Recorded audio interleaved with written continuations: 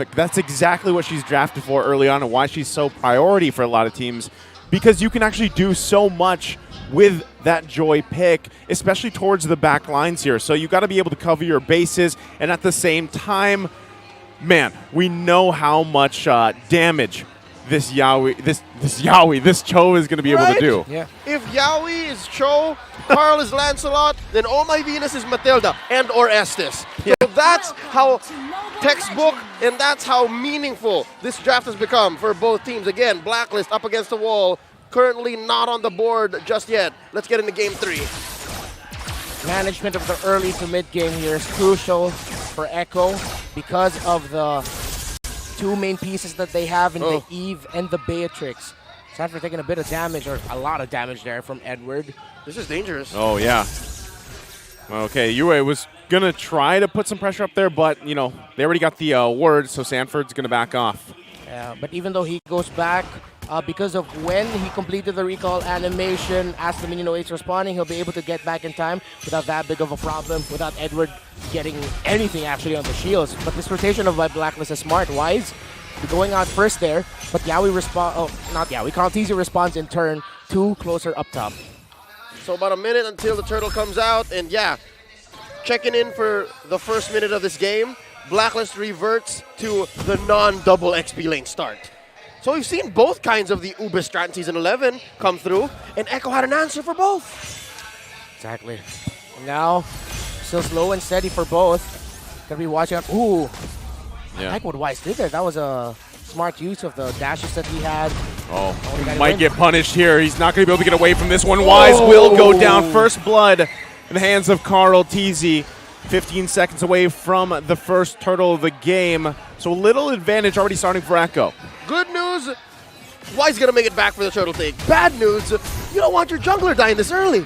That was uncharacteristic of Wise for that to happen. But here comes Edward. Oh, they might be able to contest. Edward going to come in, does have that level 4. Uses the final slash, but also still going to be fighting for the turtle. Sanji dropping the real world manipulation. Here comes Sanford.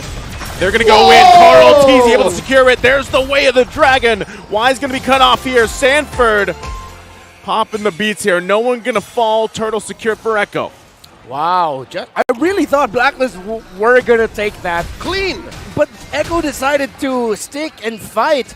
And Sanji's real-world manipulation was crucial there as well. And, of course, the timing of the entry of Sanford. The Sansan duo came in big in that crucial first turtle. That's what makes the Sansan duo so dangerous. The fact that it's an XP laner and a mid laner that's so in sync, that's so mechanically gifted, it just shrinks the opponent's window of opportunity. The mechanics and the game IQ of these two. And because of the pressure and control of the map, Yaoi with the kick! Yaoi gonna get the kick off. He isn't gonna be able to follow up though just yet. Gets stopped by Wise. There you go. Circling gonna come down. Yaoi chunked down. Still okay. Now Benny Cutie forcing the flicker out. Carl TZ comes through with the heavy spin. Sanji will capitalize on the kill. And now it's Wise and Yue.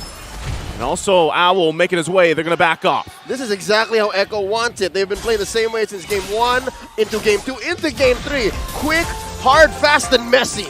To add injury to injury, as that entire sequence was happening, Owl was just solo killed by Benny Cutie. Before the whole sequence. Yeah. Before the whole sequence, actually. And this is, again, just Echo continuing their best qualities in game 1 and game number 2. And Blacklist just trying to readjust and answer to it. Echo right now still in the flow and in the zone. Blacklist, what else could they do here to actually turn the tides, a counter punish onto a failed Yaoi attempt probably. But right now, with the lineup and the positioning of Sanji and the timing of entry of Carl TZ, oh Lord, Echo are making sure they have those insurance plans. Oh, Wise going to be forced out from his orange buff. He might still be able to get it, but look at that. Sanford going to hold him. Forced back to the base, going to lose his buff. Meanwhile, Turtle now up here, second one of the game. Yue now getting a position. Oh My Venus holding down the front. The damage is there. The stun comes through. They get the flicker out from Yaoi. So he at least does not have that available. Echo still going back and forth. Edward now in Wise here. They also get the heavy spin out from Carl TZ. This could be a take for the Turtle. Final slash going to come through. Sanji has the flicker. Here comes Sanford dancing Legend on the Queen. She will fall. Still Wise in position. Here, Carl Teasy does it again. And now they force Blacklist International back here. Appraiser's Wrath going to come down, but he gets kicked to the team, and Benny Cutie gets the kill. Deja vu. That's a replay, but with more this time around from that initial sequence in the first hurdle. Paint this image in your head, folks. A killer whale, an orca in the seas, ridden by a goat. Carl Teasy again winning a retribution duel against Wise. And again, the factor of the Sanford late entry coming in big. And the response of Echo, Benny Cutie timing up that snipe with the kick of Yowie. Whoever will try to engage into turtle fights the way Carl Teasy does here, I give you fair warning. Not everybody can do the same thing, especially if you don't have the same sync as Carl Teasy does with the rest of Echo. Yeah, and even in that fight, he didn't have the heavy spin because he had to use it early, right? So the fact that he's actually able to still accomplish that is insane and speaks volumes for exactly how much skill Carl Teasy has here. So right now, it's Blacklist International, familiar territory from the previous 2 games, working against this Echo Express. Yowie was looking for an angle, but they're going to focus on the tier 1. Carl Teasy comes in with the heavy spin. Meanwhile, on the backside, Sanford will push him back too. No one's going to fall, though. A fight for a resource here could ensue. Yowie gets the G-Kundo up. Now, Sanford once again going to force back Wise from his buff. Still might have to go for it. Can't get it. Oh, our buff, says Carl Teasy. Man, Echo, their layering of abilities is brilliant right now. And Yowie, it's like he knows one of the conditions of Blacklist is, alright, counter-punish a failed Yowie attempt. G-Kundo pick-off attempt. We get it. It's what it is. Yeah. Everybody understands. Yeah. And Yowie held on to it, as you pointed out there, Naisu. The discipline on Yowie to not pull the trigger there. Yeah, still, once again, there's the trigger. Wise going to be the one to get kicked. Sanford heading for UA. Carl Teasy secures another turtle. Wise going to fall here. Oh my goodness, on the run. Can't get away from Sanji. 2 down. Looking for a third. Here comes Carl once again. Sanji and Benny Cutie making their way. Owls in trouble. Now UA. The storm comes through. First the king and the queen, and then the rest of the cavalry. Edward. Legend Agent 0. 1 versus multiple. Still 1 hit away. Bob and Weaving can't get away. Sanford gets the kill. Try as he did. Edward will fall to 4, and Echo 7.3K and counting gold lead. Not even 9 minutes in this game, it's 10-1. Everything Blacklist want to do to gain control, to turn it around, just keeps getting stopped over and over again by Echo. Their layering of entries, abilities, and timing. Yowie with a kick! Yowie gonna get the way of the dragon once again off. The follow-up damage is gonna be there. They unleash. Carl Teasy finds the lockdown on Edward. The damage comes through. Benny Cutie with another kill. Gentlemen, is it just me or is the Echo Express getting faster and faster throughout the series? 7K. Almost 8K gold lead now, just about 8 minutes and just approaching 8 minutes and 30 seconds in. The funny thing is, that was a miscalculation by Benny Cutie's Bennett's Rage, because it did not hit Wise at all. It actually friendly fired himself, but of course no friendly fire in MLBB. But it's just Carl Teasy entering perfectly again with that heavy spin. That's just how much damage Echo's presenting. He miffed, but they got it anyways. Yowie once again finding out here, but no follow-up to follow this time. He will get punished. Blacklist International finding a mistake. They're still going to go. Oh my Venus comes through with a circling eagle. Sanji going to be in trouble. Ow, here comes Sanford chasing him down. They pay him back, but it's 2 down. Heavy spin, finding 2. Oh my Venus down, Edward to follow. You can't stop the storm. Double sandwich play into a 2-for-3 trade. Started out bad. They gave up the playmaker, but Echo comes out with more on the way out. This isn't just the Echo Express now. Inside the train, if you look at one of the train carriages, there's an Echo buffet. The sandwiches that they've been dishing out to Blacklist International throughout this series. The late entries again. Benny Cutie making the most out of his dashes. He did not use need to use Flicker in that scenario when we thought Blacklist found the perfect way to capitalize on an Echo mistake. Oh, Renmar.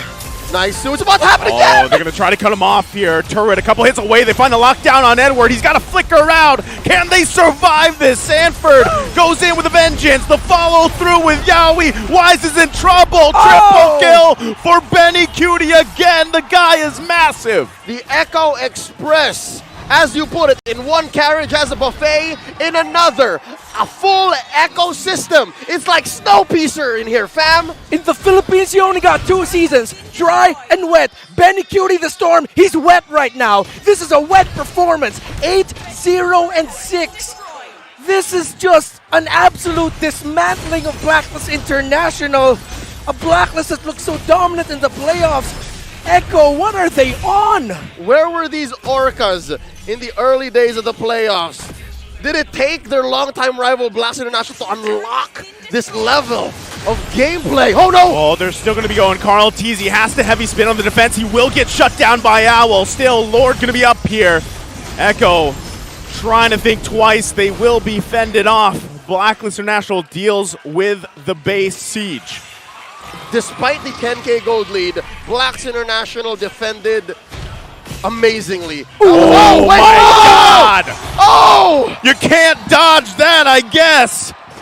You can't defend that way if your farce is down like that. Where did that come from? There's a sniper in the building.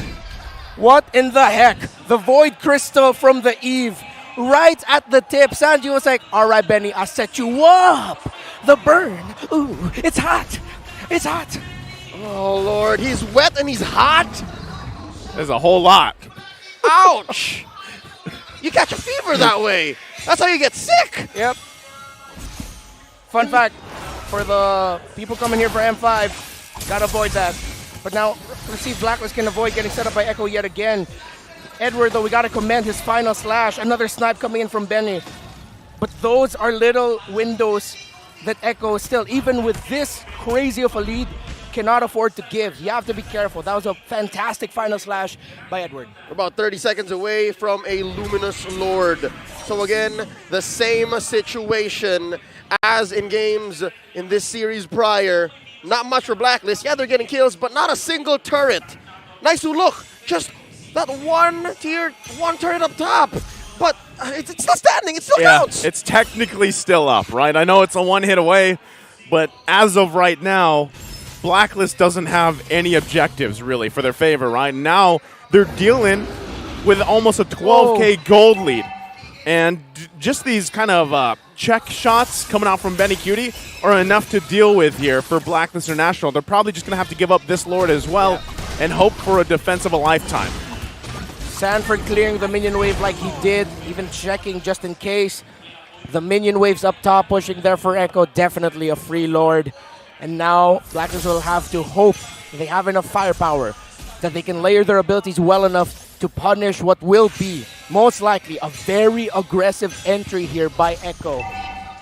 Okay, so good news. Blacklist has amazing Highland defense. They're Yes. rocking that carry. They're rocking that Farsa. If they need to, bob and weave inside their own base, they have the Matilda. Amazing final slash on Edward. The potential for the taunt. But that's the best case scenario. I'm not so sure Echo's just going to allow all those layerings to come in at the right time because they're such great spoilers.